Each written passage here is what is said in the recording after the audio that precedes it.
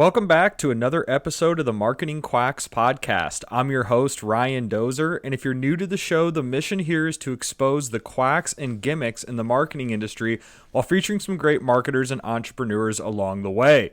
So in this episode, I'm excited to welcome our guest, Sam Malkasian. Sam is an entrepreneur and owner of Des Moines Marketing Studio. Sam, thanks so much for joining the show.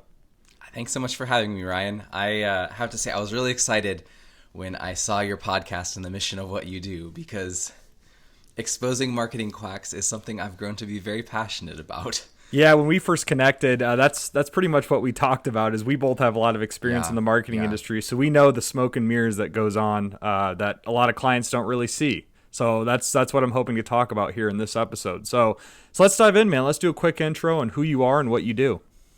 Yeah, I always struggle answering that question because I do a lot of different things.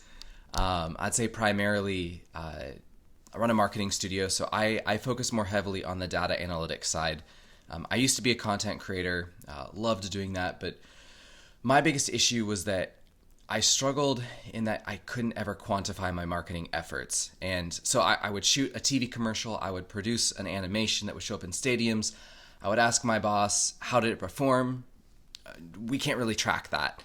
And I think that always bothered me because I saw companies like them that would spend up to, what were they spending per year? Almost $5 million a year on their marketing firm. But we had an in-house group that produced all of the content. And so I asked my boss, I was like, well, why are we spending so much on that? And she was like, because every big company needs a PR and a marketing agency. And it just, like I said, it just baffled me because I was like, we effectively moved all of this stuff in-house, but we were still paying them. So that was really the motivation that got me into what I do now. So I taught myself to code. I learned how to utilize spreadsheets really well, and I built a marketing agency around being able to actually quantify and track everything that we do. And if we can't track it, then we're not going to do it.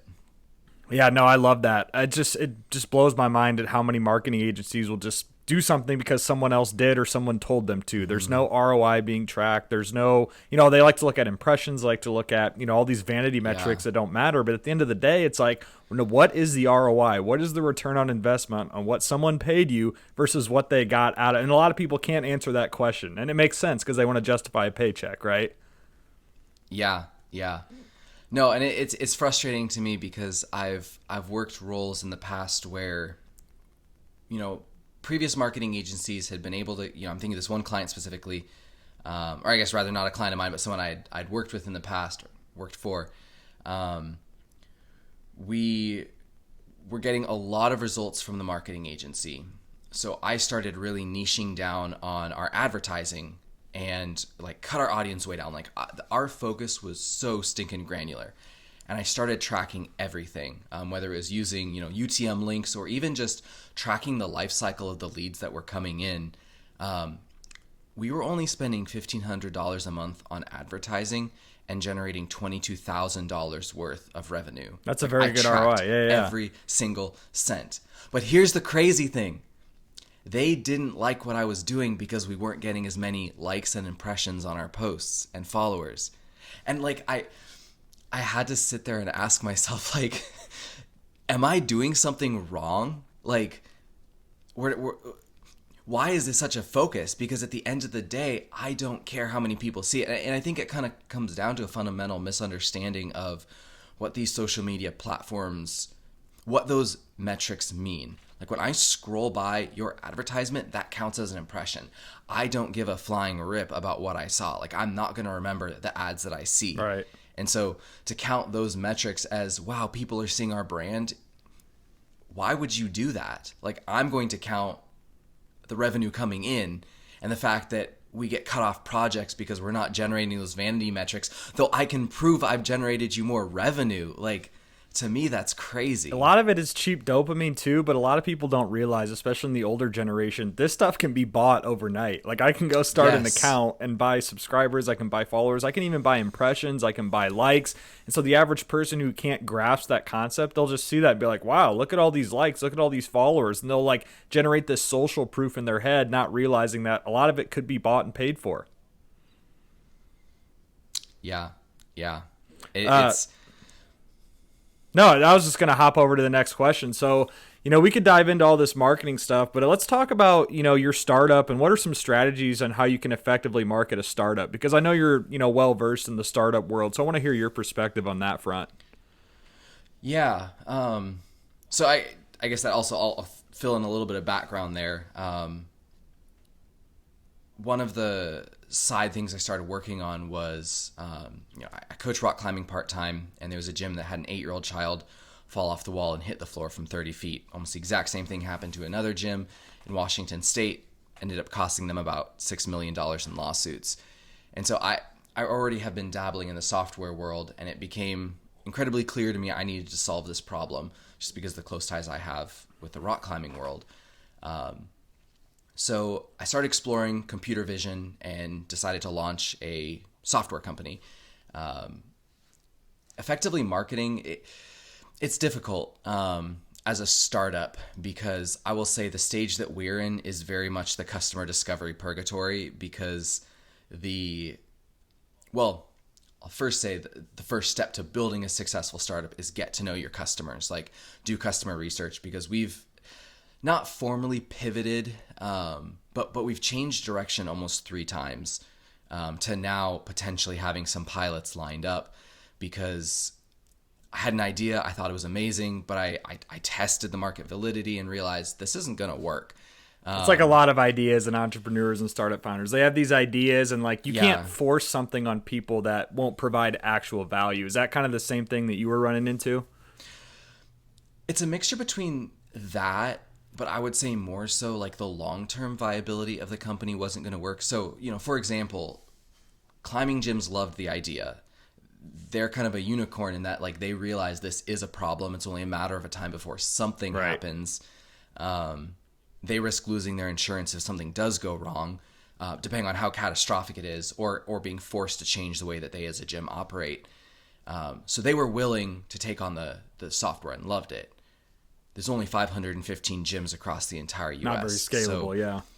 And even for the size of varying sizes of gyms, we would have hit a market cap of we would have hit a revenue cap of about $500,000. And when you're trying to when each of your software engineers costs for a good one about 115, 120, you kind of right. And that's assuming every gym will buy your product, right? Yes. That's at 100%. Right. Actually, at 100% market, that's only 30% market attrition. At 100%, it would have been maybe 1.5 million, which again is still way too low. Right. So we started looking into safety inside warehouses. Realized there's a whole host of issues there that we'd have to overcome, and so now we're currently looking at quality control type things. Just really, is it missing? If a company on their assembly line. And so once we have our pilots kind of work out there, then kind of see if we can tackle the safety side now that we're actually inside the buildings and tapped into their infrastructure, because we realize we have to generate them revenue up front. So when it comes to marketing yourself, and to get back to that question, the first thing I realized is you have to speak the language of what the businesses are doing. I can't come in there and say, hey, you're already paying for insurance, so now if you also pay for our product, we'll save you. No, businesses exist on revenue. And I can call it unfair, I can call it mean, I can call it unethical, and whatever I want to say. But the reality is, if I come in and want to play the rules of chess with checkers, I'm gonna get beat every single time. And I think it's something that you have to realize is when you go in, you have to speak the language and play the game. I love that analogy. And that's so big in the startup and business world, is that a lot of new people who get in, it's a chess match, right? There's a lot of pawns, there's a lot of moves, there's strategy to all this, there's long-term strategy. But new people that come into the game, they like to play like checkers. They just go for the quick wins. They don't realize what I do now is important 5 years, 10 years. There's no long-term play. So I love that analogy, Sam. Thanks for bringing that up. Oh, absolutely. Yeah. Well, and that's really, building a startup is about playing the long game. So when you ask, how do you market yourself effectively? You play the long game and you talk to people that you don't think that you'll need. So, I have meeting with legislators, throughout the week here. I have no intention. I have really no desire to go into politics, but it's one of those things of I want to get to know as many people, because an investor told me, when you walk into the room, act like the most popular kid in the room, so that when you do need to make an ask, people already know who you are. And so I basically started this entire software company with the intention of I'm going to start out by making marketing my biggest priority. And just somebody said, if you can't dazzle them with your intelligence, baffle them with your bullshit. Like, I haven't really done anything yet, but it's amazed me that people are already taking notice and listening, like, and looking, and I'm realizing that's how the game is played. It's like, why are the Kardashians popular? Well, it's because they're popular. Like, and that's just a big part, is walking in with the confidence that you can do this. People will open. I mean, if you're a good person, like you legitimately want to give back and contribute, a lot of this comes down to your morals and ethics as a person. But people will open doors for you, and it's almost that like, fake it and you will make it. You'll just figure it out, man. Fake it until you figure it out. You know, that's how. Yeah, and it's hard. Like the laying in bed at night wondering, like, can we pull this off? Like, are we actually going to be able to do this? But I have to say, like, putting marketing on the forefront and making sure that we make that our biggest priority. It's amazing how well it works. Yeah, that's awesome. So let's transition a little bit now, Sam. That was great. I appreciate you sharing your expertise in the startup world. Let's transition to AI a little bit. So talk about your experience using AI. I guess, how are you leveraging AI, if at all, with Des Moines Marketing Studio, the startup? What are some AI tools you've explored? Just kind of explain your experience with AI to me here. Yeah, so I have been using AI pretty much as soon as ChatGPT, or rather OpenAI, made their tools public. So before ChatGPT, DALL-E 3 was in kind of a very beta stage, and I got early access to that. And so I started using it to expand and widen photos that didn't have enough information. So I would just use the generative part. I was like, holy crap, this really works. So when ChatGPT rolled out, I already had an account, just requested early access for that and got it. And I'll say, like, when I realized what it was capable of, blew my mind. So when it comes to like what am I utilizing for marketing? A lot of it is ChatGPT, and it's both for content writing, for coding, and then also for image generation. So let's talk about content quick. Are you using it for short form content, long form content? I guess talk about your content creation process there. I'll say both. I personally try to post to LinkedIn daily. ChatGPT isn't always the greatest in capturing my sentiment, but it's really, really helpful in giving me ideas of what I want to say. And so I'll use it to generate short form content for social media posts, whether for myself or for clients. For a couple of the people that I do consulting with, I wrote a bunch of different prompts for them to put on their business social pages. For the long form, you were actually the one that told me about it, SEO Writer. Using that for writing whole blog posts. You still liking that tool? It just had a couple new updates. Yes. Yeah.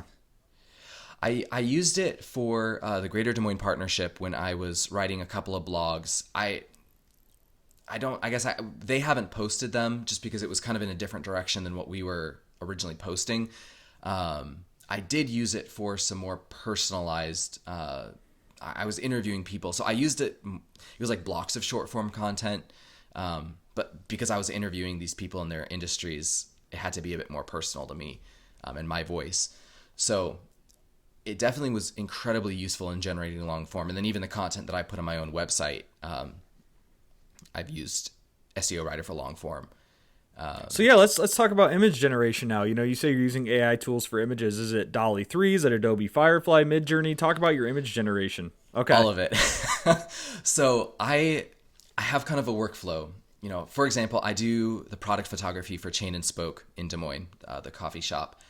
And when we have an idea, actually, literally before we got on this call, I realized I forgot to text and ask for the props that I need. So I hop onto ChatGPT and I ask it to generate a photo of what I have envisioned for the photo shoot. And what I primarily use it for is to first kind of think about composition, but also to see the potential props that I could use. So I'm like, oh, cherries, rose petals, you know, some strawberries, maybe some baby's breath, some gold foil wrapped chocolates. Okay, perfect. Send that off as my list. I do the photos, and then when I'm in Photoshop, I use Lightroom, and then we'll bump it into Photoshop when I need to use the generative feature. There were some props that I used that I really didn't like, and so I just regenerated like a bottle of honey in the back, or changed, you know, some cranberries on the side for the winter menu. And it worked really well. Like, I was amazed at the fact that Firefly, though I didn't even select the edge of the cup, it still put the reflection of the cranberries on the side of the cup. I was like, holy crap. So I use it a lot in that workflow just to kind of catch some of those little things that I missed. And then when I'm generating content for, whether it's a logo or something for someone's website for mock-ups, for one international investment firm that I work with, I was mocking up their website and I needed placeholder photos for the draft that I was going to show.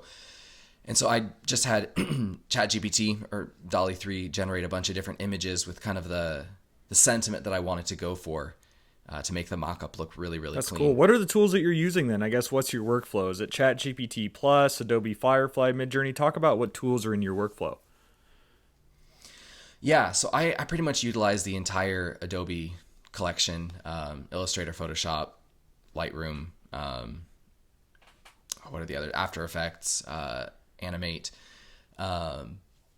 ChatGPT Plus. Midjourney is if I need graphics that I eventually intend to import into Illustrator and convert to a vector. And then obviously Adobe Firefly in the midst of that. I haven't started using the Illustrator feature very much because I don't really need to regenerate anything, but it's been primarily within Photoshop. Got it. For the product photography. Got it. Okay. Yeah, I'm always dabbling in new stuff too. I guess to kind of finish off this AI conversation, what are some things that you're looking forward to, whether it's, use cases for AI? Are there any new tools you got your eye on? Talk about where you see AI going this year in 2024. So one of the projects I personally really, really want to research and hope to kind of establish some relationships for it is actually within the world of the startup. I have one of our software engineers is based out of Malaysia, and he developed a system that allows us to see without any cameras. So you can get live video footage, 0 cameras. One of the most baffling pieces of tech I think I've ever seen, and I think the potential that it has is astronomical. I don't think we're going to see it in 2024. It may be a good few years before we actually see it rolled out, but essentially by using an alternate viewing source, so like Wi-Fi signals, the way they bounce around the inside of a room, LiDAR, thermal, sonar, you're able to generate kind of a rough heat map or an image of what you see of the objects. Well, if you pump that into a general adversarial or a GAN, what those are really good at is filling in missing data. So it can put in, it can assume that maybe, based on this training set, these objects look like this and should be here. And so it generates a rough image of what it thinks it should look like. And the GAN is like it pumps it into the general part, which generates it. The adversarial part says, no, this doesn't look good. It goes through that cycle predetermined number of times and then outputs. Well, then you put it into a diffusion model, which is specifically what you see with like a ChatGPT or Stable Diffusion that I could download on my computer. And it gradually removes noise till it generates the image that it thinks that you want. Well, rather than using a noise map, you use this output from the GAN in the diffusion model, and now you have an image of what it thought it saw. This is all obviously very theoretical at this point. But if you're able to do that fast enough at the speed of frames per second, well, now you can generate live frame, like video footage, virtual obviously, without needing a single camera in a space. And if you can augment it with a camera, it only makes it that much better because you can pull from the training data live or from the footage live. MIT did a study or an experiment where they were able to generate the inside of a building using Wi-Fi signals. And I don't remember if it was also MIT or another research group that did this whole experiment with the converting it into video or like into pictures. I think the answer for it is in analog computing because it can do differential equations and linear algebra near instantly, since it's all just multiplying waveforms against waveforms. So that's, I think, one piece of artificial intelligence technology I'm really, really looking forward to. I know a lot of us, when we think AI, we think like, large language models. Large video models, I think, are going to be something that's going to be a complete game changer, because when the technology is able to generate frames per second, at that point, then you can go into something like ChatGPT and say, generate me a video of XYZ, and boom. Yeah, or you can use it to generate prompts, and you plug into one of these AI text-to-video creators. I think 2024 is the year of AI video, bro. Like, you're talking about like Pika Labs, Pika 1.0, Runway.ml is a big one. NVIDIA's another one I've kind of dabbled in a little bit, but these tools are getting better and better when it comes to AI text-to-video. So That's for sure. So let's transition now to my favorite segment of the show where we talk about marketing quacks. It is the Marketing Quacks podcast, so I have to talk about this, right? So Sam, I want to hear from you. Let's define a marketing quack. I guess, what are some tricks and gimmicks that you've seen people do in the marketing industry? Oh my goodness. Well, I know that this is one that you're really big on, but it's this whole concept of that being a marketer means that you find some clients, you find some freelancers, and you skim the arbitrage. And I have talked to so many people that is exactly what happens. So 2 stories. One was one of those self-proclaimed marketers that he's telling me, oh, I want to start a marketing studio. And I was like, oh, cool. What do you want to do? And I didn't tell him anything about my background. Which is a smart thing to do. Yeah. So I wanted to hear what he thought without knowing that that's what I did or have been doing for the past almost 10 years now. Oh, we're going to do XYZ. I want to provide web design, SEO. And so I asked some very targeted technical questions of like, oh, what kind of things within SEO or, I asked him some very technical questions. And he responded with, oh, kind of beat around the bush. I think my business partner will do that. And so then I asked some question about his business partner and like, oh, well, his background and experience is this not at all related to what they think they're going to do.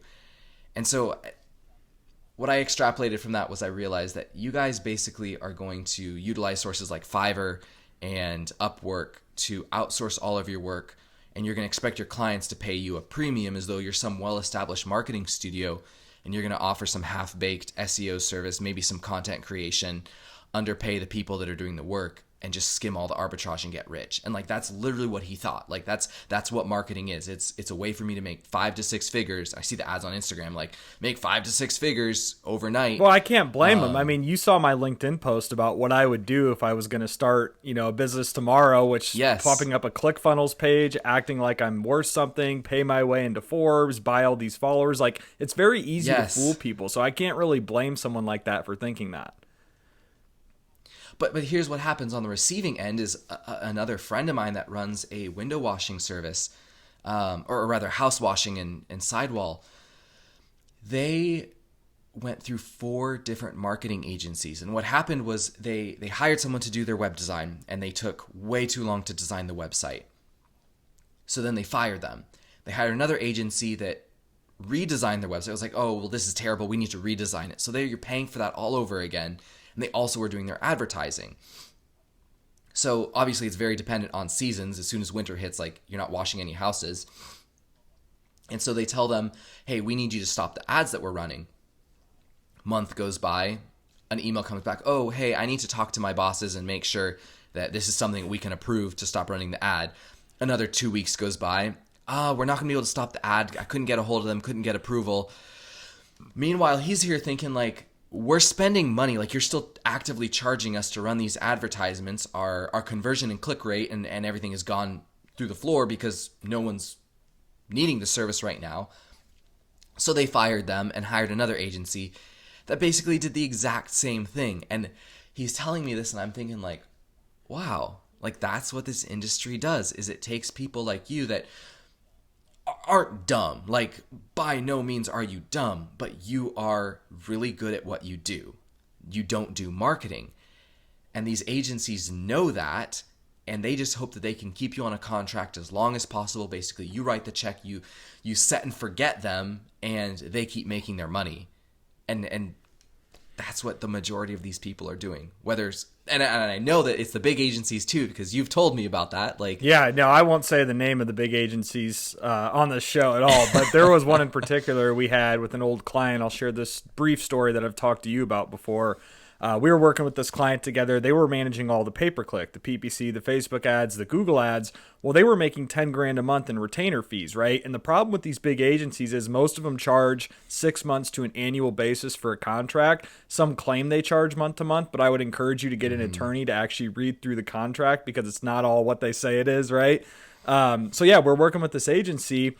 Well, come to find out, leads are slipping through the cracks, blah, blah, blah. We're like, what is going on here? Well, number one, they didn't have the correct HubSpot pixel implemented. So we're like, this entire time that you're tracking things, you had an incorrect HubSpot pixel for form submission captures. And it's like, and you're making 10 grand a month and you can't get the correct HubSpot form pixel in, right?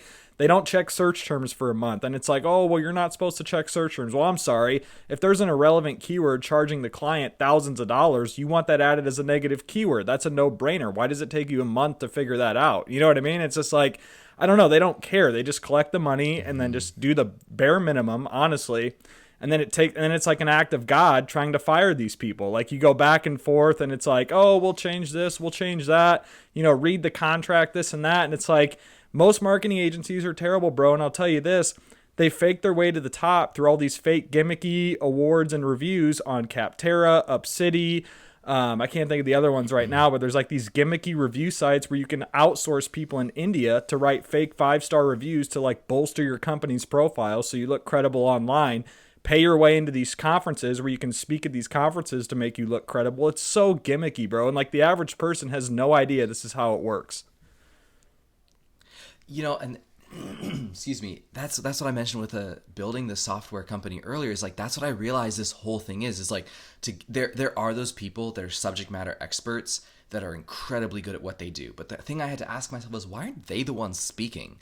Because they're too busy executing and accomplishing things. And the vast majority of creatives that are incredibly good at what they do don't really work for the agencies or if they do, not for long, because they're undervalued and underappreciated and realize like, I'm burning out. Well, Sam, I'll tell you this, what I learned at least 2 or 3 years ago. The best people in marketing tend to work for themselves. And I know me and you both work for ourselves to some extent. I know that's biased, me saying that, but look around and like look at all the people that that are like good marketers and you know what I mean? Like it makes a lot of sense when you really think about it. That's from my perspective anyways.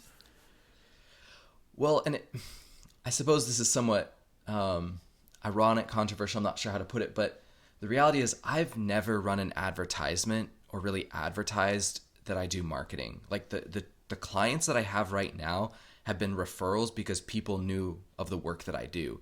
And so like I'm working with this giant international investment firm doing some of their data analytics, a little bit of lightweight marketing content. So kind of just augmenting what they already have a team doing.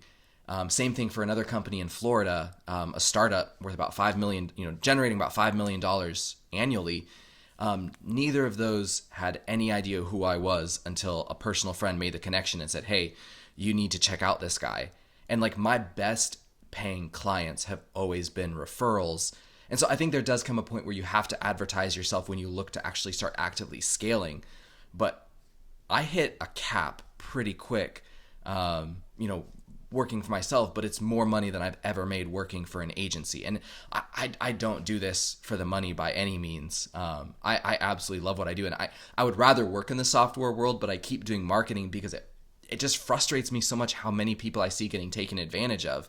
And so for the clients that I consult with, I'm sitting down there telling them like, here's how to build out your strategy. Here's the things that you need to do. And it's like, no, you don't need to keep paying this other person, $500 a month to do business consulting because they're basically telling you the exact same thing that I'm telling you. Like, just consolidate it all into one. It's crazy how much these different organizations try to nickel and dime you with their fractional services and then try to recommend you to their friends who also pay you for your time and pay you for expertise. Like one service that I've actually thought about, Sam, is charging companies, I don't know, by the hour, maybe give them like a free 30-minute intro to start, is like hopping into their meetings with their marketing agency as like an anonymous user and then taking notes on this is wrong, this is wrong, this is BS, this is BS. Mm-hmm. Okay, this is good. I like what they said here, but these 10 other things, no, you're wasting money on that. Like just having like a third-party consultant, I think that would be extremely valuable. Yeah. I've thought about that too because so there was one company that shall not be named, but I had told them so much stuff on how to do marketing. I was like, we need to start implementing these initiatives, doing these things, and I got so much pushback. It was like, no, I don't think that's the priority. It was always another fire to put out within the company. A few months later, they're like, oh, we hired this company to come in and help us do our marketing. And I was like, okay, I kept quiet.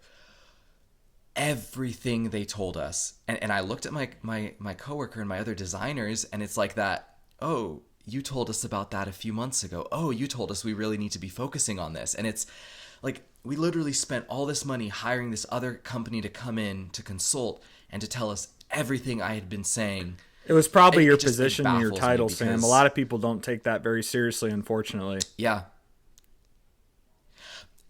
To be honest, I recognize that's 100% what it was, because there was a lot of nepotism and a lot of people held positions of authority because they had been there a long time and knew the right people versus actually had the credible Funny you say skills. nepotism. I need to do an entire episode on nepotism. That is my number one just hatred in business is nepotism. So I've told my family, like, I will hire you to work for me in a very limited capacity, but I will not allow, like, once the company starts scaling and growing bigger, I will not allow family to work within the company. Like, you can reap the benefits and we can start other startups together. But if I ever build a successful company, I will not hire my family because, one, I don't want the pressure or the damage that could do to my family's relationship, but I also don't want to put other people through that where they're like, I have to be self-aware enough to realize I'm going to give my family preference over other employees, and that will destroy my organization over time, or even my close friends. Like, yeah, I have such a bad taste in my mouth with nepotism. I deal with it really on a daily basis, so we won't get into the details there. But Sam, this has been fun. Again, I appreciate your time. What is a final note that you have for anyone listening on just marketing, startup, AI advice, just anything in general that we talked about? Yeah. The biggest thing I feel like that I've been learning is that being an entrepreneur and doing all of these things is one of the hardest things I've ever done, both from like the worrying about where your finances are going to come from, constantly feeling like you're behind. Story of my life, bro. Find something that gives you the passion and the fire to get up in the morning. Basically, to borrow Simon Sinek, like, find a strong why. Whether that's like, I'm going to show everybody else up, like I'm going to just find a reason that will burn like a fire inside of you, because that will keep you warm on the cold nights. Because I will tell you, when you decide that you want to build your own thing and do your own thing, it's cold. It's funny. Everyone will root for you at first, but like once you get into the weeds of it, like that support dwindles away very quickly is what I've learned. Yes. And so you have to build and find your support system, and you have to continue walking into those rooms like you're the most popular person, and to kind of keep that fire and that passion going. Confidence too, bro. Confidence is everything. Yeah. You 100% can manufacture confidence. And when you start manufacturing it, it'll blow you away that like, oh wow, like I actually feel more confident. It literally is like, yeah, if you can't dazzle them with your intelligence, Absolutely. Baffle them with your bullshit. I love like, that. So where can people find you online? Primary place, LinkedIn. Just it's linkedin.com/Samuel. I think it's either hyphen or underscore Malkasian. And then my website. And what's your podcast? DSM. We never talked Studio. about that. What's your That's all. podcast? Yeah. Okay. People of the internet. People of the internet. So we're just interviewing interesting people. Again, back to the confidence thing. I've sent messages to some people that I had no business talking to, and I've got some really cool people lined up. So it's just really interviewing and hearing their stories of what they are or who they are. And yeah, what no, they do. same here. It's just people love a good ego stroke when you ask them to be on their podcast. That's what I've learned. That's 100% true. So thanks again, Sam. Really appreciate your time joining me here this morning. And thanks again for everyone listening. Be sure to tune in to the next episode of the Marketing Quacks podcast.